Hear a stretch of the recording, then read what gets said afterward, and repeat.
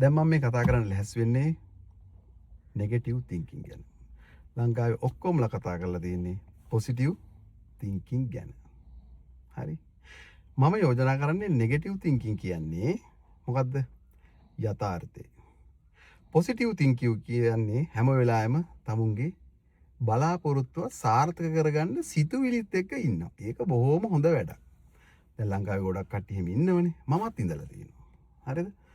හිටපුවාම දීර්ඝකාලීනව මට මේක ලැබෙයි මට මේක ලැබෙයි මට මේක ලැබෙයි. දැන් ඕකනේ අපිට උගන්වලා තියෙන්නේ. ධනාත්මකව හිතන්න. එතකොට විශ්ව ආකර්ෂණය එක ලැබෙනවා. ඒ වගේ යම් සත්‍යතාවයක් ඇති. හැබැයි මම කියන්නේ යථාර්ථය. Negative thinking. දැන් කෙනෙක් ඉන්නවා යාගේ පඩිය රුපියල් 50000යි. හරිද? එතකොට එයා හිතනවා පාරේ යනකොට වාහනයක් දැකලා මේ જાති වාහනයක් ගන්න. මම ධනාත්මකව හිතලා මේ වාහනේ ගන්න ඕනේ. මම ධනාත්මකව හිතනවා මේ වාහනේ මට ගන්න පුළුවන් වෙනවා. ඒක කිසිසේත් වෙන්නේ නැහැ.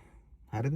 පොසිටිව් තින්කින් එකේදී කියන්නේ දැන් රුපියල් 50000ක් පඩිය තියෙන කෙනෙක් ලොකු වාහනයක් ලක්ෂ ගානක වාහනයක් ගන්න හිතනවා. එතකොට යටි හිත කියනවා නෑ නෑ උඹට මේක ගන්න බෑ. ඇයි ඒ බැරි? ඉතින් මේ පඩියට ගන්න බෑනේ.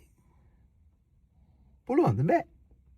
හැබැයි යටි හිත පොසිටිව් තින්කින් එකේදී කොහොමද අපි කියන්නේ නෑ නෑ අපිට පුළුවන් කියලා. එතකොට මේ සිතුවිල්ලේම ඉඳලා මමත් ඉඳලා තියෙනවා. ඉඳලා ඒකෙන්ම හෙම්බත් වෙලා යනවා. පොසිටිව් තින්කින් කරන්න එපා කියලා නේ මම කියන්නේ. විශ්වයත් එක්ක මොකක් හරි ගනුදෙනුවකදී පොඩි ආකර්ෂණයක් ඇති. ඒක මම නෑ කියන්නේ. හැබැයි මම කියන්නේ යථාර්ථවාදී වෙන්න ඕනේ කියලා. හරිද?